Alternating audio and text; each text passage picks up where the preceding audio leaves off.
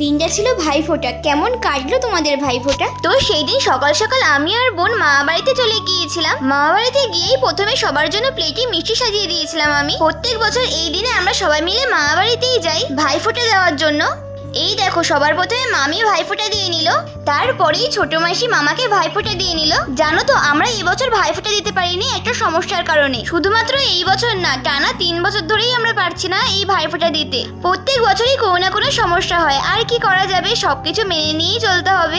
আমরা দিতে পারিনি তো কি হয়েছে, আমাদের ছোট বোনও আমাদের তরফ থেকে সবাইকে ভাইফোঁটা দিয়েছিল। জানো তো, ছোট বোনও এই প্রথম বছর এই ভাইফোঁটা দিল। ভাইফোঁটা দেওয়ার পরেই আমরা সবাই মিলে খাওয়া দাওয়া করে নিই কিছুক্ষণ পরে।